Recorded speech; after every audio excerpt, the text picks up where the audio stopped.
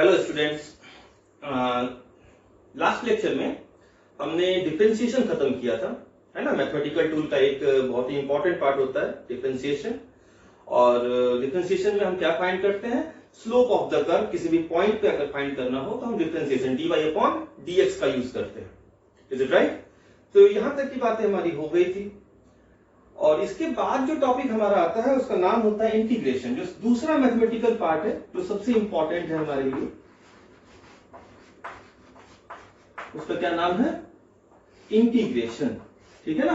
तो जैसे डिफरेंशिएशन हमारा पहला वेपन था, पहला अस्त्र था, ब्रह्मास्त्र था, जो कि हमें आना ही चाहिए। अगर वो नहीं आएगा आपको तो एक बात तो क्लियर है कि आपका न्यूमेरिकल बहुत स्ट्रांग नहीं हो पाएगा। अगर आपको अपने न्यूमेरिकल पोर्शन स्ट्रांग करना है, टेस्ट में फिजिक्स को अंडरस्टैंड करना है, तो इसका मैथमेटिकल जो अप्रोच होता है, डिफरेंशिएशन, इंटीग्रेशन, वेक्टर और अदर कुछ अलजेब्रा के भी पार्ट आते हैं, उसके आपका कमांड होना चाहिए, है ना। तो जरूर कीजिए अच्छे से डिफरेंशिएशन। आज के सेशन में हम क्या करेंगे? इंटीग्रेशन। तो चलिए लेट्स स्टार्ट इंटीग्रेशन। इंटीग्रेशन का अगर हम बात करें तो इंटीग्रेट करना, इंटीग्रेशन का मतलब क्या होता है? इंटीग्रेट करना। इंटीग्रेट का मतलब हो गया एडिशन,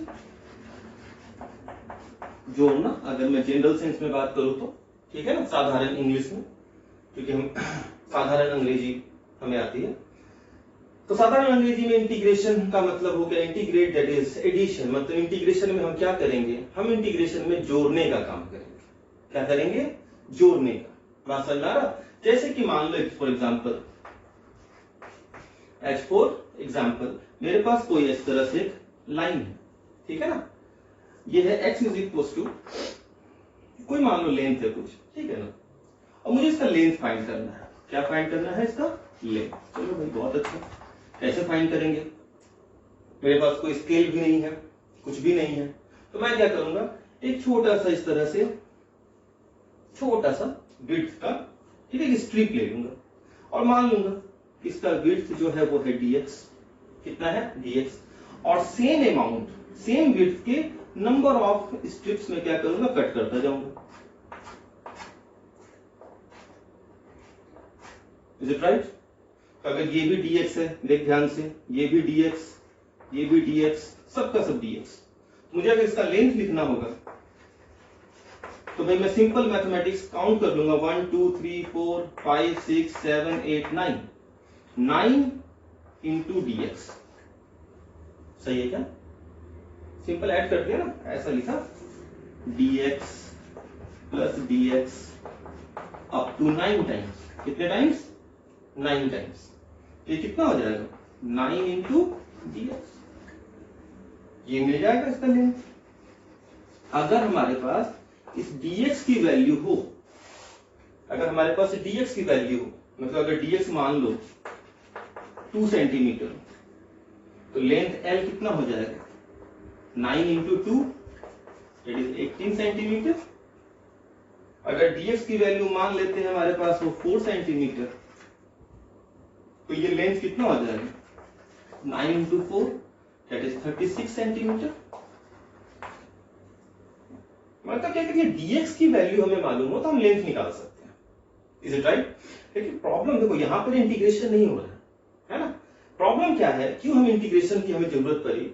प्रॉब्लम ये है कि ये जो dx हम 2 सेंटीमीटर मान रहे हैं या dx 4 सेंटीमीटर, ये नहीं मान सकते हैं, क्योंकि हम जानते हैं कि हमारा जो dx होता है ये वेरी वेरी स्मॉल होता है। कैसा होता है? Very very small. Is it right? तो आप ही सोचो, जो चीज को आप देख नहीं सकते, अनमेजरेबल है, इनफाइनाइटली स्मॉल है, इतना छोटा है कि आप उसको इनफाइनाइटली, वो मेजरेबल नहीं है। तो जो चीज मेजरेबल नहीं है, जिसकी वैल्यू ही आपको मालूम नहीं है, तो आप मल्टीप्लाई किसको करोगे? है ना? क्लियर हो रहा है कहां प्रॉब्लम आ रही है? dx की वैल्यू अगर मालूम होती कि 2 है 4 है तो काउंट कर लेते, फिर तो इंटीग्रेशन की कोई जरूरत ही नहीं थी। बात समझ आ रहा?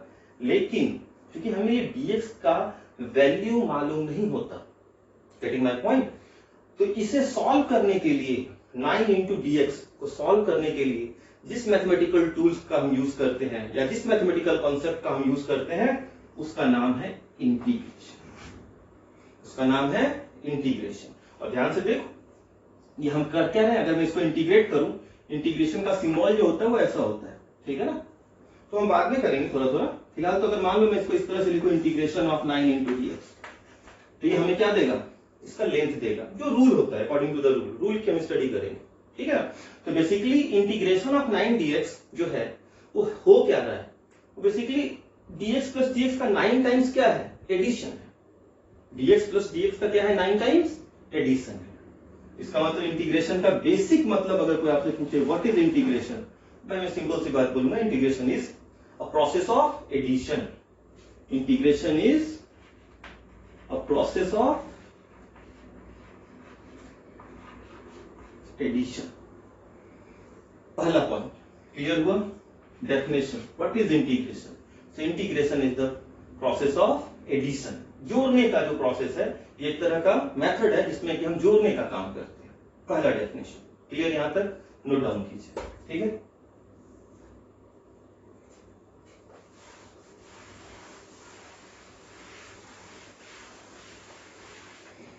मैथमेटिक्स की अगर बात करें कि इंटीग्रेशन मैथमेटिक्स में यूज जो होता है वो किस चीज के लिए होता है, तो अगर मैं बोलूं या फिजिक्स में ये किस चीज के काम आता है ज्यादा, तो इंटीग्रेशन का जो फिजिक्स में ज्यादा काम आता है वो है area under the curve. Integration gives area under the curve y versus x। Integration का दूसरा मीनिंग होता है, इंटीग्रेशन का दूसरा मीनिंग ये है कि इंटीग्रेशन क्या करता है, इंटीग्रेशन मैथमेटिकली हमें क्या देता है, ये हमें एरिया कैलकुलेट करके देता है।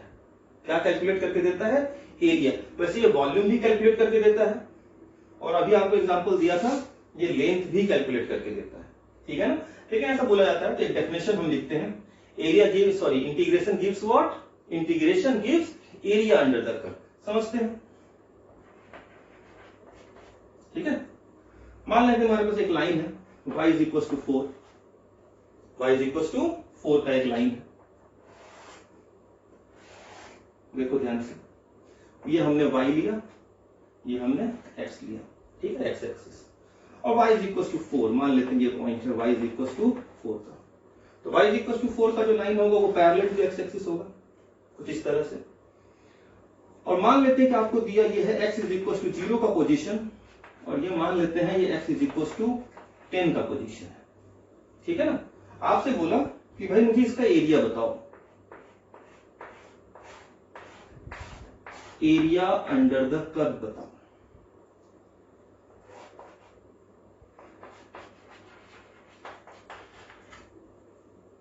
क्वेश्चन क्लियर हो रहा, क्या बताना है, एरिया अंडर द कर्व। तो देखो इसे फाइंड करना बहुत आसान, इसलिए आसान है क्योंकि जो हमें, जिस चीज का हमें एरिया फाइंड करने के लिए बोला जा रहा है, अगर ध्यान से देखो तो वो एक रेगुलर ज्योमेट्रिकल फिगर है। ये वैल्यू कितनी है, ये लेंथ कितना हो जाएगा, 4 यूनिट होगा ना, और ये x इज इक्वल टू 0, ये x इज इक्वल टू 10, तो ये क्या हो जाएगा, 10 यूनिट। तो भाई लेंथ है 10 यूनिट, ये इसके पैरेलल है, तो ये भी 10, ये भी 10, ये इसके पैरेलल है, ये 4, तो ये भी 4। Is it right. तो क्या ये एक रेक्टेंगल नहीं है,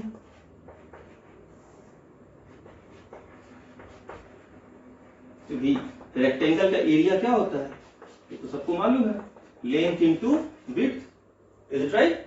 तो भाई simple, 10 into 4 that is 40 unit square. बहुत आसान, बहुत इजी। तो भाई क्वेश्चन ये आता है कि जब एरिया अंडर द कर्व निकालना था और हमने सिंपल वे में निकाल भी लिया, इंटीग्रेशन का तो कहीं यूज हुआ नहीं, इंटीग्रेशन का तो कहीं यूज हुआ ही नहीं, तो भाई ऐसे सिंपल कर्व में इंटीग्रेशन को यूज करने की जरूरत नहीं है। हम चाहे तो कर सकते हैं बट यूज नहीं होता, हम सिंपल मैथमेटिक्स से भी निकाल लेते हैं। बट अगर सोचो कि आपके पास कुछ इस तरह का कर्व होता,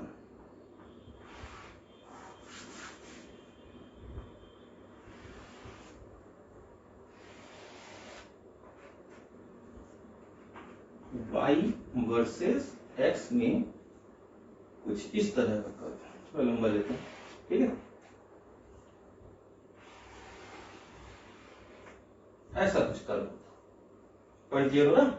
अब मुझे इसका एरिया फाइंड करना है, ठीक है? ये है x इज इक्वल टू 0 का पोजीशन और ये मान लो है x is equal to x1 का पोजीशन। और मुझे x इज इक्वल टू 0 से लेकर के x is equal to x1 के बीच में area under the curve find करना है।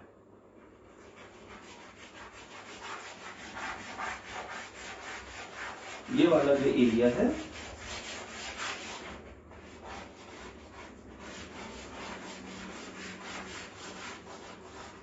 ये हमें फाइंड करना है। तो इस बार तो कोई रेगुलर ज्योमेट्रिकल फिगर नहीं मिल रहा, ध्यान से देखो, जिसका फॉर्मूला हमारे पास अवेलेबल हो हम डायरेक्ट निकाल लें। तो जब इस तरह का कर्व होता है, इरेगुलर कर्व हो, ठीक है ना, या कोई रेगुलर ज्योमेट्रिकल फिगर आपको नहीं मिल रहा है, और जब आपको उसने बोल दे कि you have to find the area under the curve, area under the curve, बात समझ में आ रहा?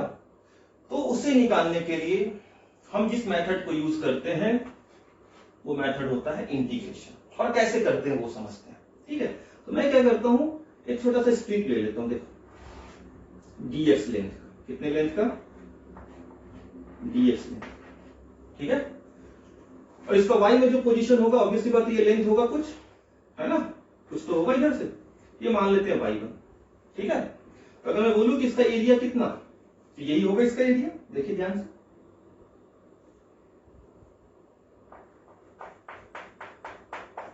है ना? तो मैं अगर इसका एरिया लिखूं तो देखिए ध्यान से,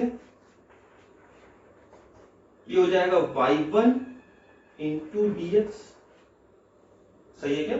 लेंथ इंटू विड्थ, इसको यहां से कट करके ऐसे निकाल दे तो ये रेक्टेंगल बन रहा है, बात समझ में? मैं इसका एरिया निकाल रहा हूं, इसका लेंथ कितना है? y1, और ये विड्थ कितनी है? dx। तो लेंथ इंटू विड्थ, ये छोटा सा एरिया कितना हो जाएगा? y1 into dx, is it right? और मुझे पूरे एरिया अंडर द कर्व चाहिए, पूरा एरिया चाहिए, तो ऐसा ही एक छोटा सा स्ट्रिप यहां पे भी ले सकता हूं, सेम लेंथ का, dx लेंथ का, जिसके में ये वैल्यू y2 है, एरिया हो जाएगा y2 इंटू dx। ऐसा ऐसा ऐसा एक एरिया यहां भी ले सकता हूं, देखो ध्यान से, ये हो जाएगा y3 इंटू dx, ये वैल्यू y3, और ये लेंथ जो है इस बार भी कितनी है? dx। समझ में आ रहा? तो देखो अगर मुझे इसका एरिया निकालना तो मैं ऐसा ऐसा n स्ट्रिप लेता हूं, कितना लेता हूं? ऐसा ऐसा n स्ट्रिप ले लेता हूं, सेम dx लेंथ का, बात समझ में आ रहा? इस तरह से, क्लियर हो रहा? और इन सभी स्ट्रिप का अगर मैं एरिया ऐड कर दूं, क्या हमें इसका एरिया, पूरा एरिया अंडर द कर्व नहीं मिल जाएगा? सोच, तो क्या मैं इसको ऐसा लिखूं, देख y1 y2 y3 plus dot dot dot dot dot कितने तक? yn dx। ऐसा ऐसा कितना स्ट्रिप लिया? जितनी की रिक्वायरमेंट है, तो मान लेते हैं कि n स्ट्रिप की रिक्वायरमेंट हुई पूरे एरिया को कवर करने के लिए, तो y1 dx, y2 dx, y3 dx plus yn dx, और इन सबको अगर मैं ऐड कर दूं तो आपको क्या मिलेगा? Area under the curve. अब लेकिन वही बात है कि dx तो बहुत छोटा है, मैं क्या करता हूं, इसको ऐसा लिख सकता हूं, देखो तो y1 plus y2 plus yn into dx।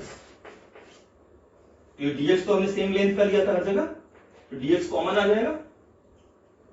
इसको मैं ऐसा लिखता हूं, देखिए y1 plus y2 plus y3 plus yn dot dot dot plus yn, इसको मैं ऐसा लिख सकता हूं, इसको बोलते हैं समेशन। तो क्या बोलते हैं? समेशन, है ना, ऐड करना। किसको ऐड कर रहे हैं?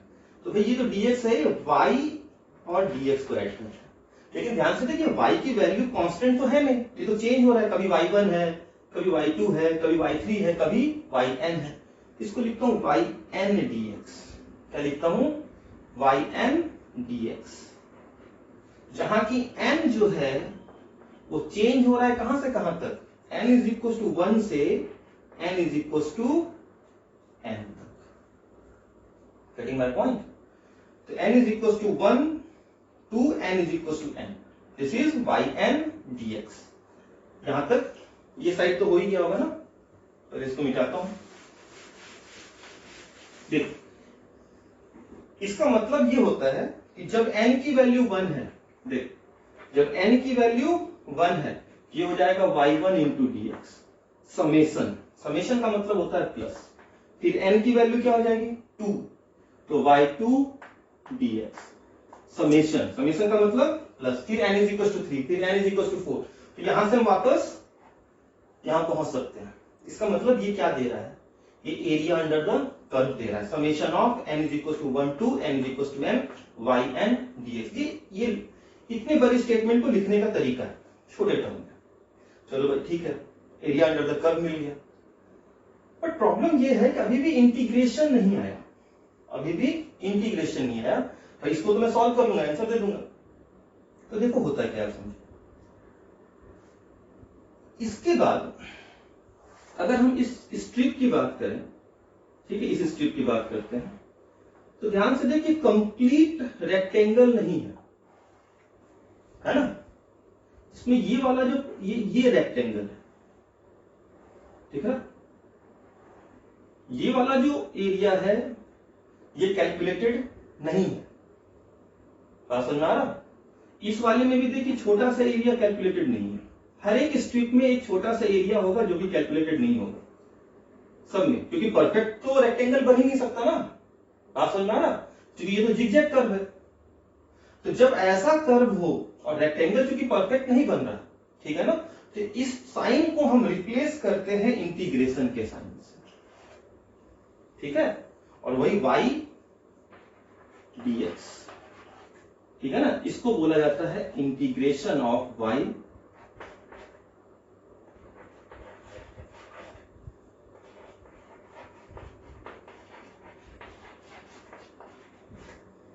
विथ रिस्पेक्ट टू x, ठीक है ना। इसमें लिमिट लगा देते हैं भाई, x की वैल्यू कहां से कहां तक वैरी कर रही है, x की वैल्यू x इक्वल टू 0 से लेकर x इक्वल टू x1 तक वैरी कर रही है, x इक्वल टू 0 से लेकर के x इक्वल टू x1 तक वैरी कर रही है, ठीक है ना। This is x equal to 0 to x equal to x1, y dx gives what, area under the curve,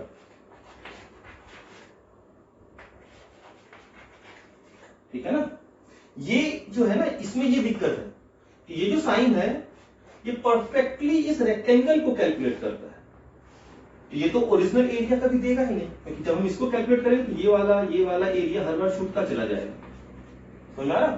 तो सबको कैलकुलेट करने के लिए, कंप्लीट एरिया को कैलकुलेट करने के लिए हम क्या करते हैं, हम इसको मैथमेटिकली चेंज कर देते हैं इंटीग्रेशन के साइन से और लिमिट पुट करते हैं, क्योंकि इसको इसका मतलब ही integration of y with respect to x, तो x का लिमिट पुट करते हैं कहां से कहां तक, x इज इक्वल टू 0 से लेकर के x is equal to x1 तक, ठीक है ना। तो ये आपको क्या दे देगा, एरिया अंडर द कर्व। तो दो पॉइंट क्लियर हो गया, पहला क्या, integration is the process of addition, integration is the process of addition, पहला डेफिनेशन। दूसरा डेफिनेशन क्या है, integration gives area under the curve. वैसे मैं क्या बताता हूं कि इंटीग्रेशन वॉल्यूम भी देता है, लेंथ भी देता है, लेंथ का एग्जांपल मैंने आपको दिया है। इंटीग्रेशन के लास्ट में मैं आपको वॉल्यूम कैलकुलेट करना भी सिखा दूंगा, क्योंकि उसका बहुत यूज होता है फिजिक्स में, ठीक है ना, कि स्ट्रिप कैसे लेते हैं। फिलहाल तो second definition, integration gives area under the curve. चलिए फिर यहां तक की बातें हो गई, यहां तक लिखो, फिर आगे बात करते हैं।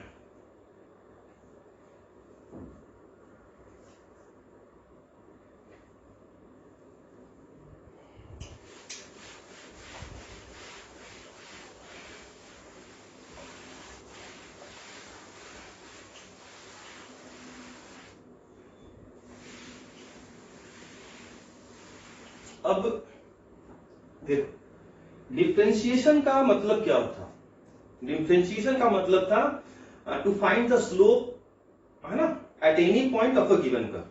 किसी भी गिवन कर्व पे किसी पॉइंट पे अगर मुझे स्लोप फाइंड करना है तो हम क्या करते थे, हम dy बाई dx निकालते थे, बात समझ में आ रहा? और जब हमें एरिया अंडर द कर्व निकालना रहता है तो हम क्या करते हैं, हम इंटीग्रेशन करते हैं। Getting my point? तो बिल्कुल क्लियर डेफिनेशन होना चाहिए। डिफरेंशिएशन का यूज क्या है? To find the slope at a given point of a curve, और इंटीग्रेशन होता है area under the curve. Integration is the process of addition. अब जैसे डिफरेंशिएशन और इंटीग्रेशन में एक जो बेसिक डिफरेंस है, डिफरेंशिएशन हम किसी भी फंक्शन का कर सकते हैं। तुम कोई भी चीज यहां पे लिख के दो अपनी मर्जी से, कोई भी चीज sin x cos x e to the power of x log x सब मिला करके कुछ भी लिख के दो, उसका डिफरेंशिएशन पॉसिबल है। लेकिन हर एक फंक्शन का इंटीग्रेशन पॉसिबल नहीं है। हर एक फंक्शन का इंटीग्रेशन पॉसिबल नहीं होता है। हमारे पास कुछ बेसिक रूल, कुछ बेसिक फॉर्मूलेज हैं, लिस्ट ऑफ द फॉर्मूलेज हैं, जो फंक्शन उस लिस्ट में है उन्हीं का इंटीग्रेशन पॉसिबल है। समझ में आ रहा? तो हम क्या करते हैं, पहले उन लिस्ट में जो फॉर्मूलेज हैं उनको याद करते हैं, और फिर गिवन फंक्शन का कोशिश करते हैं कि जो मेरा लिस्ट ऑफ फॉर्मूला है उस फॉर्म में अपने क्वेश्चन को लेके जाए ताकि वो इंटीग्रेट हो सके, है ना। और देखो इंटीग्रेशन बहुत वास्ट टॉपिक होता है। मैं पहले बताता हूं, आपके 12 के सिलेबस का मान के चलो कि 90% जो होता है, सॉरी 90 नहीं 70% पार्ट इंटीग्रेशन है। अगर मैथमेटिक्स के टीचर की बात करूं तो कम से कम 4 से 5 महीने लेता है इंटीग्रेशन को पूरा कंप्लीट करने में। हम फिर से मैं बोलूंगा कि हमें सिर्फ उतना ही स्टडी करना है कि हमें फिजिक्स में कहीं दिक्कत ना जाए, और मैं आपको गारंटी देता हूं कि आपको दिक्कत नहीं आएगी। ठीक है, हम मेन पॉइंट करने वाले हैं, हम बिल्कुल 3 पॉइंट करने वाले, भाई इसका ऐसा यूज है, ऐसे यूज करते हैं। ठीक है, तो बिल्कुल ये नहीं सोचना कि भाई सर तो बहुत जल्दी खत्म कर दिए, है ना। चलिए आइए, तो कुछ बेसिक का जो लिस्ट ऑफ फॉर्मूलेज है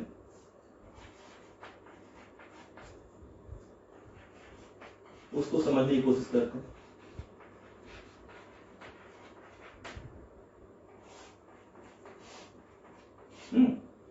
तो पहला formula, integration of x to the power of n dx।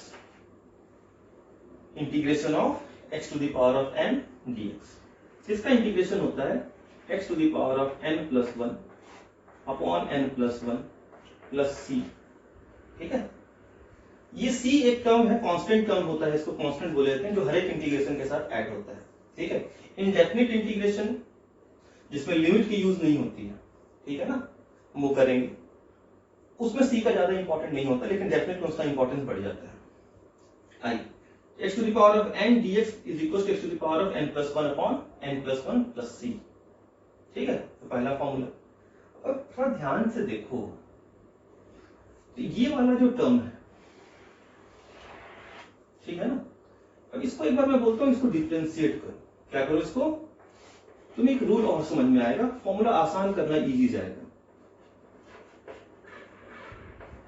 इसको क्या करूं, डिफरेंशिएट करो।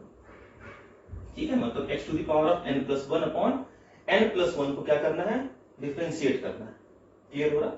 तो भाई देखो, n प्लस 1 तो कांस्टेंट है, n प्लस 1 क्या है, कांस्टेंट। n क्या हो सकता है, 1 2 3 4 कुछ भी हो सकता है ना।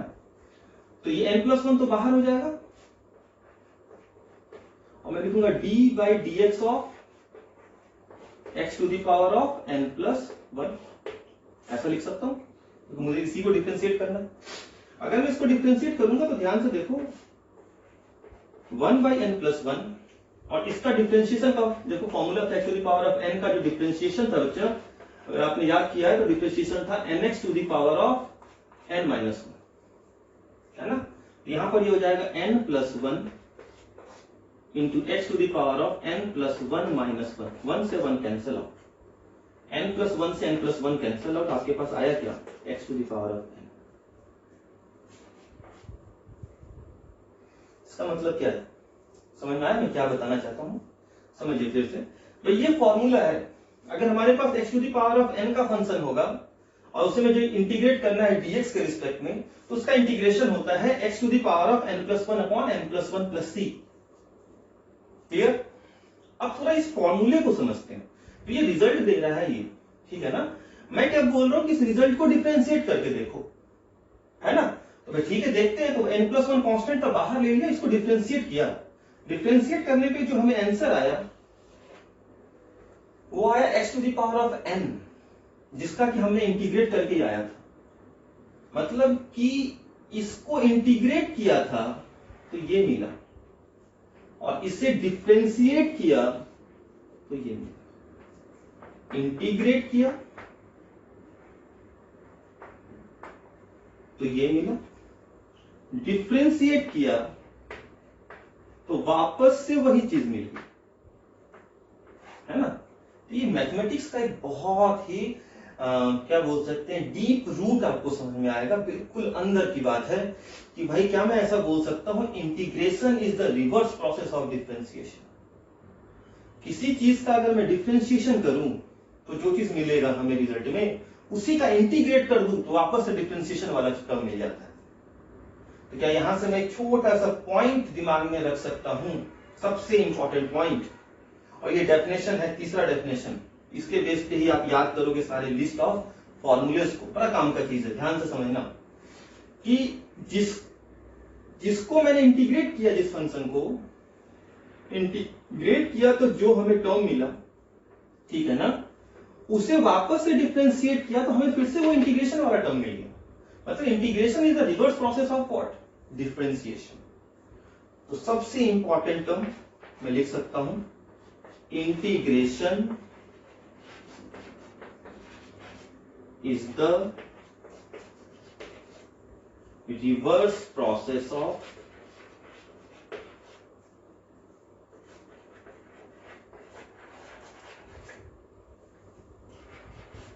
differentiation।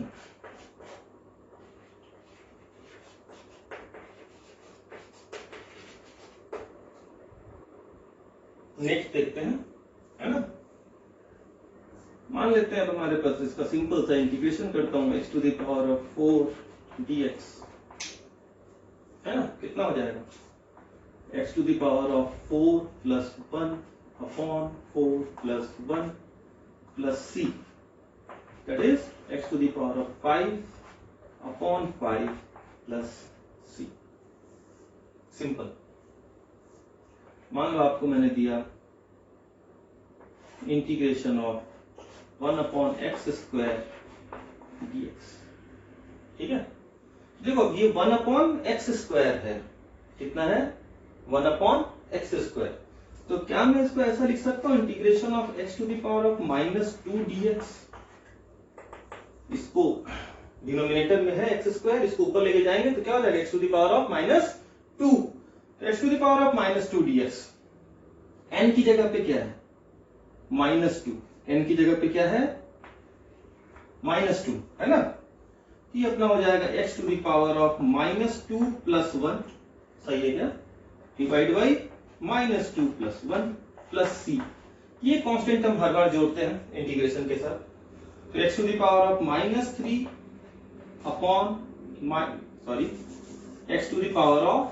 -2 + 1 -1/-1 plus c। तो मेरे ख्याल से ये हो जाएगा -1/x + c, है ना। सिमिलरली मान लो मैंने आपको ऐसा दिया, integration of x⁻⁻1 dx, x⁻⁻1 dx, या ऐसा दिया इंटीग्रेशन ऑफ 1/x dx, ठीक है, x⁻⁻1 dx। अब इसका करो, अगर मैं इसका करूं उसी फॉर्मूले से, कौन सा फॉर्मूला, x⁻n का इंटीग्रेशन क्या होता है, x⁻n + 1/n + 1 + c, है ना। तो अगर इसका करें तो ध्यान से देखो, x⁻⁻1 + 1 divide by -1 + 1 + c, -1 + 1 0, -1 + 1 0, something upon 0। ये जो है ये इनडिटरमिनेंट हो जाता है,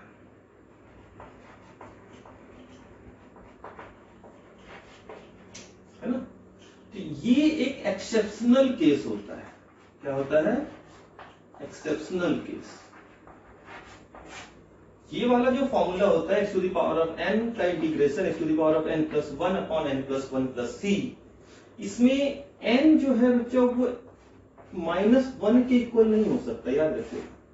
कुछ भी हो सकता है, कुछ भी हो सकता है, लेकिन n -1 के इक्वल नहीं होगा। -2, -5, -6 कुछ भी हो सकता है, -1 नहीं होगा। बात समझ रहा? तो अगर मुझे इसका इंटीग्रेशन करना हो तो इसका सही मेथड क्या है? ये तो मेथड गलत हो गया, है ना? फाइंड ही नहीं कर सकते हैं, कोई वैल्यू ही नहीं आ रही है। तो इसका जो होता है बच्चा याद रखिए 1 अपॉन x dx का इंटीग्रेशन होता है ln of x plus c, ln of x plus c. Formula number 2, formula number 2। पूछो ये कहां से आया? तो वही integration is the reverse process of differentiation. याद करो log x का डिफरेंशिएशन क्या होता था? 1 upon x। log d by dx of log x क्या था? 1 by x। तो 1 by x का इंटीग्रेशन क्या होगा? log x।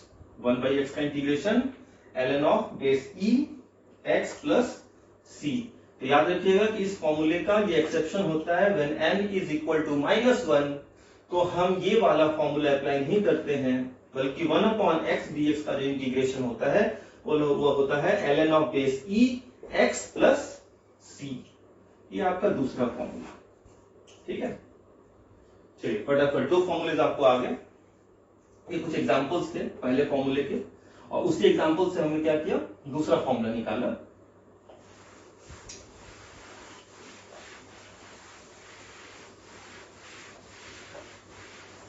चलिए थोड़ा फटाफट करते हैं फॉर्मूले। तो तीसरा formula integration of dx, integration of dx is equal to x plus C, ठीक है ना। dx का जो इंटीग्रेशन करेंगे वो x होता है। dx का इंटीग्रेशन क्या होता है? x। Fourth integration of k dx is equal to where k is constant, k is constant। तो अगर कोई कांस्टेंट होता है तो उसे इंटीग्रेशन से बाहर ले लेते हैं। अगर कोई कांस्टेंट होगा तो उसे क्या करेंगे? इंटीग्रेशन से बाहर ले लेंगे। तो k को हम बाहर रखेंगे, integration of dx that is kx plus c। Integration of k dx में k क्या है? कांस्टेंट। तो कांस्टेंट अगर रहेगा तो उसे इंटीग्रेशन से बाहर रख लो, और बाहर रख के dx का इंटीग्रेशन करो जो कि x होगा प्लस c।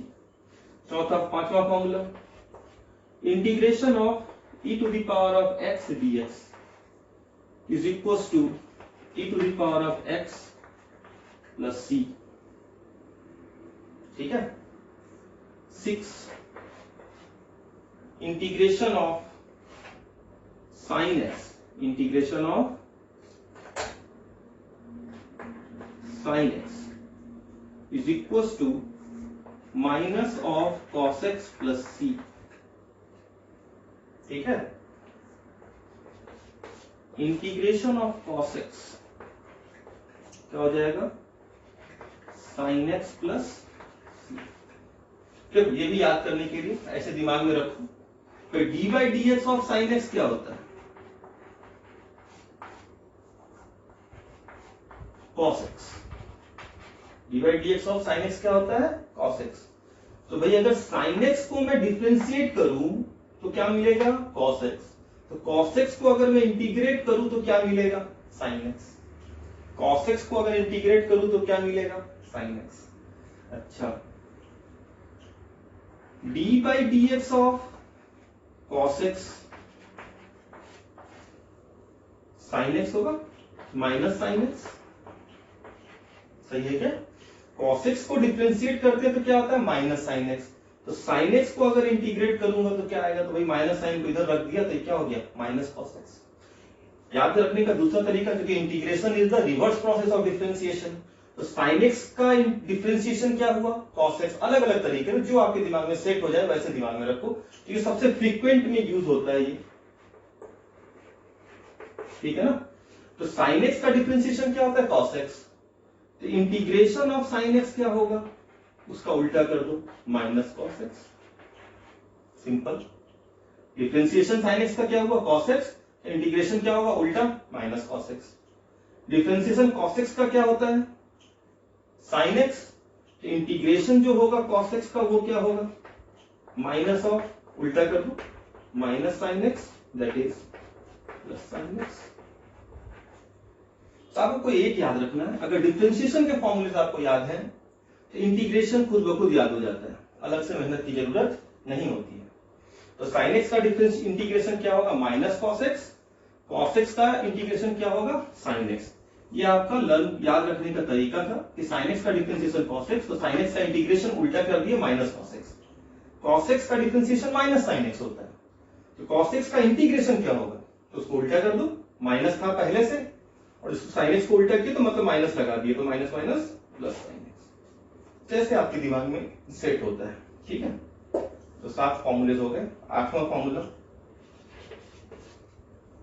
tan x का डिफरेंशिएशन थोड़ा रिवाइज भी करते चलो।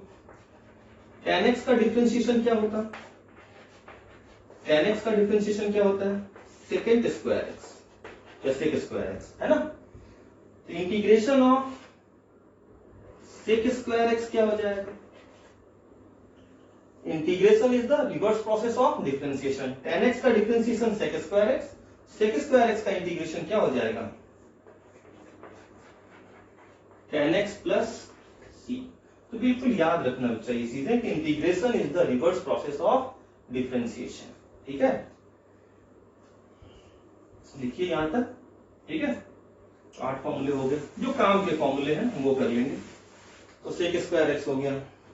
अच्छा, सेक एक्स का integration of sec x tan x, integration of sec x tan x, ये हो जाता है सेक एक्स प्लस सी, ठीक है। क्योंकि डिफरेंशिएशन ऑफ सेक एक्स क्या होता था?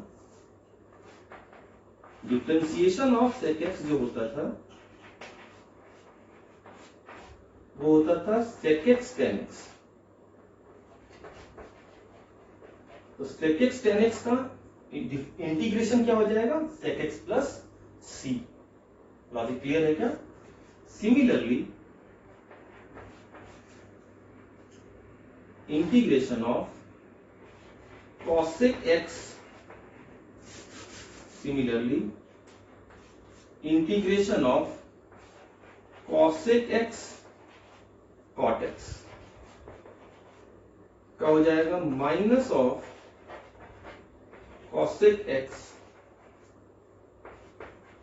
प्लस सी। तो 10 फॉर्मूले हुए, आप यहां तक नोट डाउन कीजिए।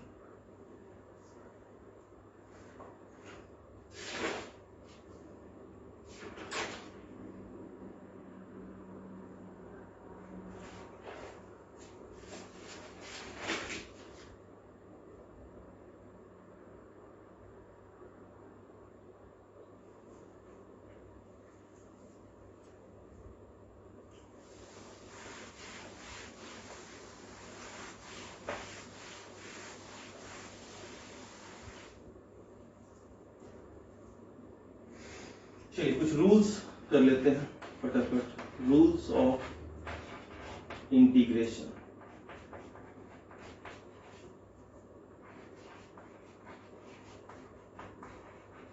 ठीक है।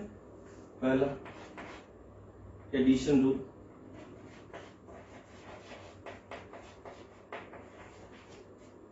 एडिशन रूल, ठीक है।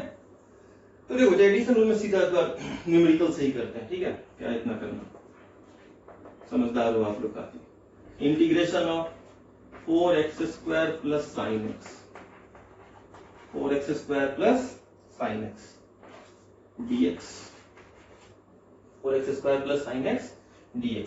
देखो क्या हो जाएगा, जैसे डिफरेंशिएशन होता था ना वैसे dx को अंदर डाल दो। तो पहले इंटीग्रेशन ऑफ 4x स्क्वायर और ये dx अंदर आया, dx प्लस, प्लस का साइन था, प्लस आ गया, sine x, sorry integration, integration का साइन साइन एक्स, ठीक है, और dx।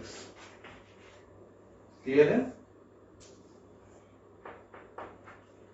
4x स्क्वायर, 4 कांस्टेंट है बाहर, लिखवा के दिया था फॉर्मूला k dx, के बाहर आ जाएगा, x स्क्वायर dx, ठीक है। तो x square integration of x square dx plus integration of sine x dx। 4 तो बाहर है, x square x to the power of n क्या हो जाएगा, x to the power of 2 plus 1 upon 2 plus 1, ठीक है, प्लस साइन x का क्या हो जाएगा, minus cos x plus c, तो ये हो जाएगा 4/3 x cube plus minus minus cos x plus c। Answer. Next question, integration of 1 upon x square plus e to the power of x plus minus 1 upon x dx, ठीक है। Simple, क्या करेंगे, dx को अंदर डाल देंगे, ठीक है। तो integration of 1 upon x square dx plus integration of e to the power of x dx minus integration of 1 upon x dx। सही है क्या?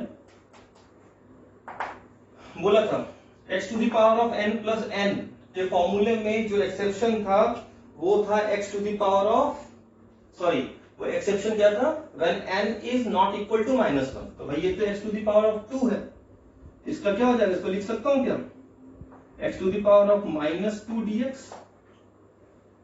Plus e to the power of x का e to the power of x and 1 upon x का ln of ex plus c, x to the power of -2, x to the power of -2 plus 1 upon -2 plus 1 plus e to the power of x minus ln of ex plus c। सही है? -2 plus 1 -1 -2 plus 1 -1 minus of 1 upon x plus e to the power of x minus, तो ये minus है, जैसा sign वैसा रहेगा, it is कोई change नहीं होता, minus ln of ex plus. तो बहुत सिंपल था मेरे ख्याल से, और इस तरह के फिजिक्स में काफी इंटीग्रेशन आपको मिलेंगे, या ये ऐसे ही मिलते हैं, ज्यादा हार्ड इंटीग्रेशन मिलता नहीं है, ठीक है। तो इस तरह के सिंपल इंटीग्रेशन पे ही आपका प्रैक्टिस होना चाहिए, तो हो जाएगा इस तरह का। चलिए एक और,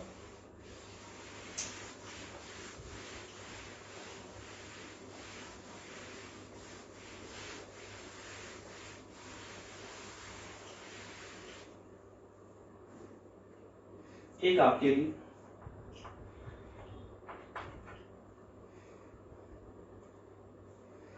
इंटीग्रेशन ऑफ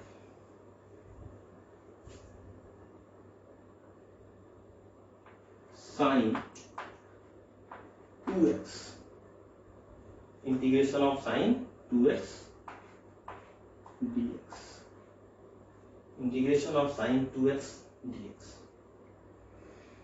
तो देखो अब इस तरह के इंटीग्रेशन को समझो, ठीक है, बहुत इंपॉर्टेंट चीज है, नेक्स्ट इंपॉर्टेंट चीज समझा रहा हूं, बहुत काम आएगा आपको फिजिक्स में। ठीक, यहां पर हमारे पास जो फॉर्मूला है ना वो है साइन एक्स डीएक्स का, हमारे पास जो फॉर्मूला है वो किसका है, साइन एक्स डीएक्स का। साइन 2x के लिए हमारे पास फॉर्मूला नहीं है, मैंने बोला था कि आपके पास जो फंक्शन अवेलेबल है फॉर्मूले लिस्ट में आप सिर्फ उसी का इंटीग्रेशन कर सकते हो, अगर उसके अलावा कोई दूसरा फंक्शन मिल रहा है तो आपको उसे फॉर्मूले वाले जो फंक्शंस हैं उनमें लेके जाना पड़ता है, ठीक है ना। इसको बोलते हैं इंटीग्रेशन बाय सब्स्टिट्यूशन। क्या बोलते हैं, इंटीग्रेशन, क्या बोला जाता है, इंटीग्रेशन बाय सब्स्टिट्यूशन। सब्स्टिट्यूशन का मतलब होता है कि कुछ हम अपनी मर्जी से सब्स्टिट्यूट करते हैं, कुछ पुट करते हैं और उसे अपने फॉर्मूले वाले जो फंक्शंस हैं जो फॉर्मूले लिस्ट में अवेलेबल है उसमें लेके जाते हैं, पॉइंट क्लियर हो रहा? तो देखो एक तो मैं बेसिक तरीका बता रहा हूं और इसका बहुत सिंपल, आपको याद हो जाएगा, इसलिए कोई हार्ड नहीं है, ठीक है। साइन 2x dx, तो मान लेते हैं let 2x is equal to t, क्या मान लिया, 2x is equal to t, ठीक है भाई। तो देख 2x is equal to t, तो x इज इक्वल टू क्या हो जाएगा, t/2, है ना। अब इसे एक बार डिफरेंशिएट कर दो, x का डिफरेंशिएशन क्या होता है, dx, x का डिफरेंशिएशन क्या होता है dx, और 1/2 बाहर था, t का डिफरेंशिएशन हो जाएगा dt, t का डिफरेंशिएशन क्या हो जाएगा dt। यहां तक का पॉइंट क्लियर है?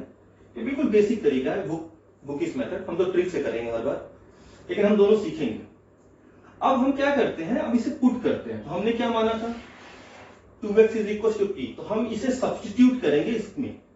हमारा जो क्वेश्चन है वो हो जाएगा इंटीग्रेशन ऑफ साइन, देख ध्यान से, 2x की जगह पे हम क्या पुट कर देते हैं t, 2x की जगह पे क्या पुट करते हैं t। तो भाई इस बार हमारा फंक्शन जो पहले x के टर्म में था वो अब t के टर्म में चला गया। 2x को क्या मान लिया हमने t, तो भाई जिसके रिस्पेक्ट में आप डिफरेंशिएट कर रहे थे, पहले किसके रिस्पेक्ट में डिफरेंशिएट कर रहे थे, dx के रिस्पेक्ट में, है ना, दैट इज। और फंक्शन किस पे डिपेंड कर रहा था, x के ऊपर। अब फंक्शन किस पे डिपेंड कर रहा, t पे, तो आपको अपना dx भी चेंज करना पड़ेगा। तो ये dx है, इसको भी सब्स्टिट्यूट करते हैं। तो देखो dx क्या हो जाएगा, dp/2, समझ में आ रहा। Let 2x is equal to p था, माना था हमने लेट, तो 2x is equal to p put कर दिया। तो जो कि हमारा फंक्शन चेंज हो गया, हम dx को भी चेंज करेंगे। तो dx हमारे पास क्या आया था, dp/2। तो देखो यहां से ये 2 को मैं बाहर ले सकता हूं क्या। अब देखो ये हमारा जो फॉर्मूला था उसके टर्म में है, sine p dp, sine p dp, sine x dx, sine p dp क्या हो जाएगा, sine x dx, sine x का इंटीग्रेशन क्या था माइनस कॉस x, तो साइन p का क्या हो जाएगा भाई 1/2 तो बाहर था ही, और साइन p का जो इंटीग्रेशन होगा वो होगा minus of cos p plus c। लेकिन भाई साहब p तो हमारा फंक्शन था नहीं, p तो हमने एज्यूम किया है, इज इट राइट। p के टर्म में तो आप आंसर नहीं दे सकते ना, तो p को चेंज करो। p क्या माना था आपने 2x minus cos 2x, p की जगह पे डिवाइड बाई 2 ये वाला प्लस c।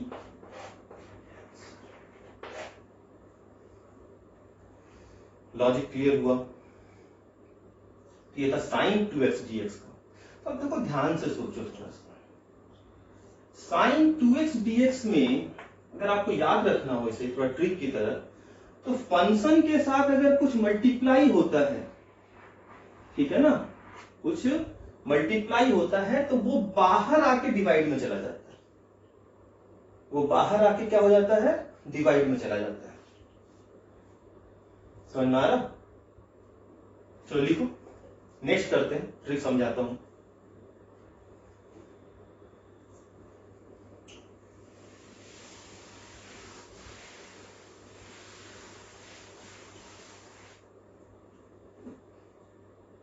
तो मान लो मैंने लिया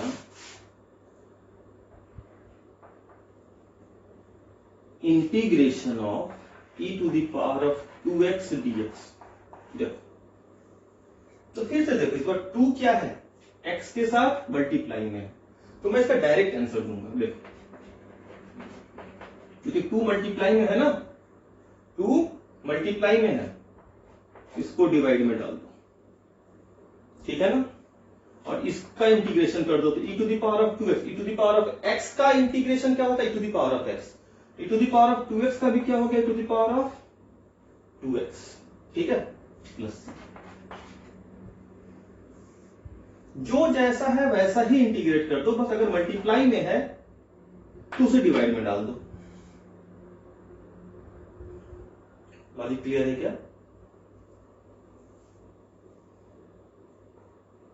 अगर इसका इंटीग्रेशन बेसिक तरीके से करना है तो वैसे कर लेते हैं। लेट देखो ध्यान से, 2x is equal to p, So x is equals to p by 2. So dx is equals to dp by 2. ये पॉइंट क्लियर है? सब्स्टिट्यूट कर रहे हैं क्योंकि x को क्या मान लिया? p. तो x is equals to p by 2, x को डिफरेंशिएट किया. क्या किया यहाँ पे? डिफरेंशिएट. x का डिफरेंशिएशन dx और p का डिफरेंशिएशन dp 2 था तो 2 एज इट इज. ओके, अब इसको पुट कर देंगे, यहां पर सब्स्टिट्यूट कर देंगे तो क्या हो जाएगा? Integration of e to the power of p dp divide by 2. 2 बाहर, e to the power of p का integration e to the power of p plus c, लेकिन p के टर्म में आप आंसर दे नहीं सकते हो, p को चेंज करोगे. p क्या था? 2x. e to the power of 2x divide by 2 plus c. This is the answer. Simple. तो अगर आपको याद रहेगा तो मैं आपको कुछ फॉर्मूलेस और आपको बताता हूं, ठीक है ना? मैंने आपको तरीका बताया है, आप चाहो तो घर पे बैठ के वेरीफाई जरूर कर लेना, ठीक है? निकालो इसको.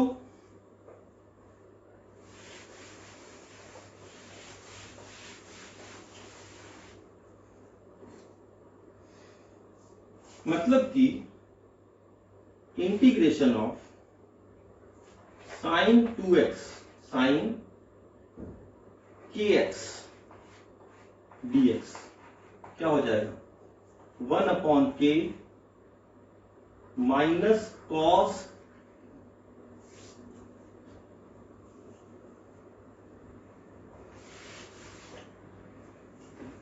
यहां पे लिखता हूं पहले, इंटीग्रेशन ऑफ साइन kx, ठीक है, dx. ये हो जाएगा k चूंकि मल्टीप्लाई में था तो यहाँ पे डिवाइड में चला जाएगा, बाहर आकर के 1/k साइन kx का cos kx with minus sine plus c.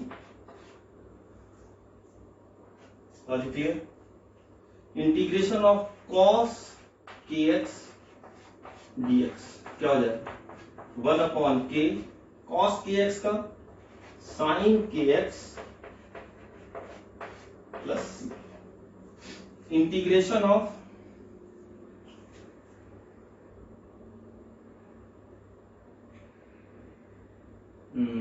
क्या ले लें?